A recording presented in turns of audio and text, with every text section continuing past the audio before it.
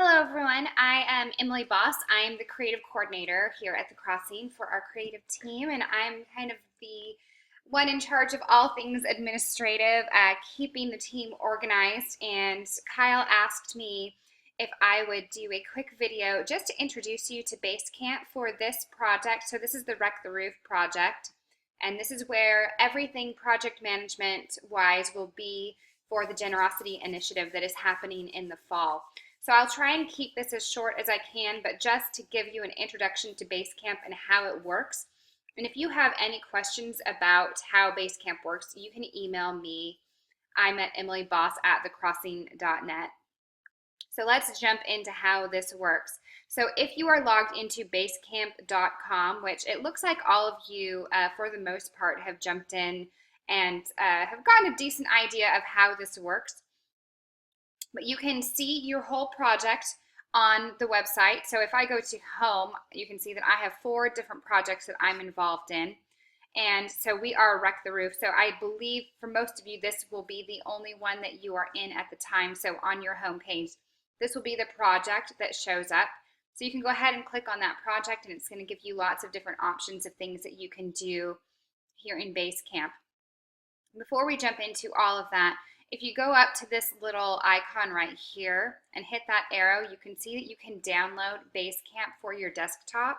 I believe it's for Mac or for PC. I think it just recognizes that mine is a Mac and defaults to the Mac version. But I would go ahead and download that to your computer. You can also go to the mobile store, the App Store or Google Play, and download this for your mobile device, which is great to have because if people are, assigning you to-dos or writing messages, you can have it all set up that you will get notifications right there on your phone. You can add comments, you can add notes, you can check things off. So it makes things a lot more accessible if you have it on your smartphone as well. So that's what I would recommend doing. So I'm actually going to go to the desktop version here. And it looks basically exactly the same. It just doesn't have that icon at the top for you to download the app because that's what we're already in here. So again, we are the Wreck the Roof project here. If you hit this add remove people, this is where you can see the list of who is already in this project, and it will give all the contact information for them. If anyone else needs to be added, I believe this is something that admins can do. And you can go ahead and add people that way. And so that will give you a list of everyone. You can go ahead and edit your profile. You can see that mine and Jordan's and Kyle's we all have a picture there, and it will pop up and see there I am. It'll show what's on my plate, what I've been up to. I can edit my own profile, all that good stuff.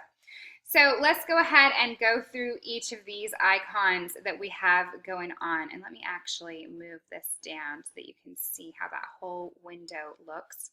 So you can always hit home. This will take you back to your main home page. Again, that has all of your projects listed.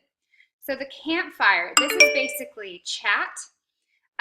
So I don't think you guys have anything in here yet.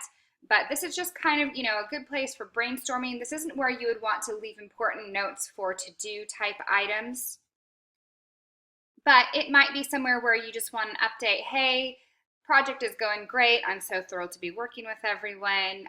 Just, kind of real-time chat with your team.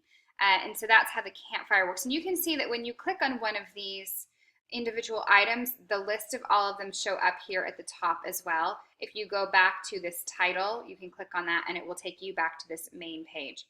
Your message board, this is where, for example, when I'm in our creative team project, I will post announcements. Say, for example, when I finish this video, this is where you will find this. I'll put a message board. I'll say this is what this video is about, and I'll post a link to that. So that kind of just for pitching ideas, progress updates, feedback maybe on, hey, these are some things we need to be working on as a team, as a whole, for this project, etc., etc. Where the meat and potatoes of your Basecamp life are going to be is here in this to-do list. So I can see that you have already jumped in. You guys are creating different to-do lists. And so, for the individual parts of the project, how they break down, how you want to delegate and hash things out, this is the best way to do it. So I've created one called Basecamp Training Sample To-Do List. And you can actually, if you hit this little color wheel up here, you can change the color of the project. So for example, with our creative reps for each campus that we have them, that's where they can access all the tech and media requests that they have put in. All the media stuff is yellow and all the tech stuff is blue. So I do that because it makes it really a lot more intuitive and user-friendly for everyone to kind of see where their stuff's at. Just, you know, a lot of us are visual learners. So let's just say for now that we're going to make this green. It's a training and I like green. Okay, so you can see now that you would know that anything that is green would be related to training. You know, it might be events. I make events red. So, you know, you guys can kind of do that however you would like to do that. Or you can just leave them white, just an option that you have. So this is how we would do this. If you want to create a list, you would just hit make another list. I created this list, and then we would add a to-do. And you can see that right now I'm the only one on this list because I've created it. I haven't invited anyone else to see this list specifically, which means that all of you can actually see all of these lists, but you won't be getting notifications about what's going on in them at this point. So if I wanted to add a to-do, create training video, I would title it. I can assign it to myself. I can add it to the schedule. So I'm going to complete this today. So there we go. Or if I wanted to have it due, you know, on Friday, and it would show up on my to-do list as something that needs to be done. And then you can add notes here. So you can add some links. You can add images. Just, you know, this video is going to be training the team on how Basecamp works, and we would add this to do. So when you're on this to-do list, you'll see that, oh, there it is. It popped up, created training video. So, and it'll have the due date and who it's assigned to. So once I've done this video, I can go ahead and come in and check that item off. And once all items in a list are checked off, you can see that it has this all done icon. And you can decide if this is something that no one needs to be able to access anymore. So we can go ahead and archive it. And you do that by clicking on the list and hitting archive it.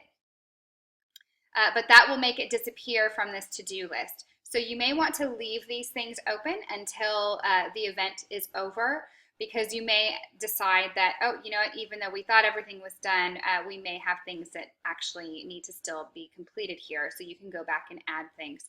For example, we have some ongoing to-do lists in some of our projects. So even if they say all done, they're things that we are constantly adding to. But it kind of makes you feel good when you know that things are completed. If you're someone like me, sometimes you put things on lists just to be able to check them off. So let me show you quickly how you would add a file. So you can just hit the add file or add a picture icon. And if you do that, your screenshots or all that kind of stuff will come up. So we could go ahead and add a file, and I'm just being funny here.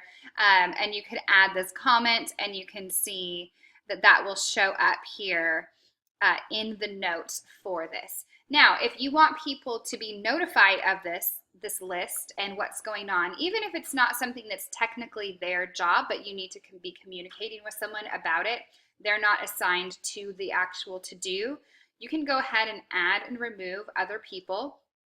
And let's say that I want to go ahead and add Kyle and Jordan here to this list. And I can either not notify them until a next comment is posted, or I can send new people the to-do list with all comments right now, which is what I tend to do. That way they're aware of it right away. So sorry guys, you're going to be getting this, and I'll explain to you that it's just for training purposes. But so you would see now that their icons all show up at the bottom, that they will be notified of anything that is going on here for this list. They can make comments back. They can add to this to-do list whatever they want to do. They can stop being notified about it if they wish. So that is how our to-do list will work. And you can see that it will show you how many to-dos there are in the top corner here. And something that's useful to know with to-do lists is if you go up to reports, you can see what's overdue, what's coming up or due soon, what's new to do, and what's to done, so what's already been completed. So for example, if you click this one, you'll see the one that I just did, Basecamp training sample to-do list, that I made this to do, and I already have checked it off. So you can see everything that's going on. You know, these are what were added, these are what were checked off. This is what is going on here. Okay. You can also see what's on someone's plate, what has someone been up to, and who's clapped for me. Sometimes if someone leaves a comment, it's kind of like a like on a picture or a Facebook post. It just lets you know, or lets that person know, I'm aware of this, I've seen it, good job getting this done, or I'm aware that this needs to be done. It's just one of those quick ways. So if you wanted to run a report, what's overdue, it will show you all kinds of things. Now mine shows it from all of our projects going on, so it doesn't just show from this project. But reports are good if once you get into a project and it's been going for a while and there are lots of to-dos going on and you have a lot on your plate, you can kind of easily sort through and see, okay, these are the things that need to get done. This is what's on my plate specifically. Let's move on here. So you can go to the schedule, and this is where we would set due dates. So for example, mine has all of these lists going on. And so you can see here, this is what has been scheduled out already. So when you add due dates on those to-dos, for example, this has a to-do date of July 21st. This would show up on the schedule, July 21st, and it's already checked off, but it's still there on the schedule. So you can add events here separately, or you can do them from the to-do list and they will show up on this schedule as well. You can also look back and see what already, and there's nothing here because this is a new project, of what was past event and what's already been completed here. Automatic check-ins.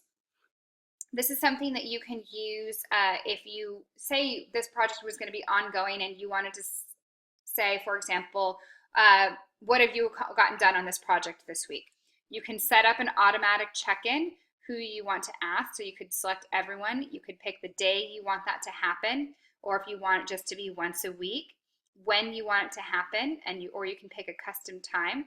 And then you would just put in your question. So what have you accomplished this week for this project? And this is just about kind of checking in. So sometimes I will do things about, hey, what was a win that we had over this week or this weekend? And it's just a place for people to encourage each other, or what was something we need to work on over the last weekend. It's a kind of a safe place for people to be posting about, this is where we're at, keeping each other accountable. So the check-ins can be pretty useful as well. And the last thing on here is docs and files. So if you needed to, for example, upload a spreadsheet, upload any digital files of any media, this would be where you can do it. You can also do this in the to-do list or on the message boards as well. But this is something that's good if you want to keep tabs on something that's open, that you're going to be continuously working on, or to share a larger file. You can include a link to a Google Doc, for example. You can create different folders for different types of media. And so it kind of keeps everything in one place.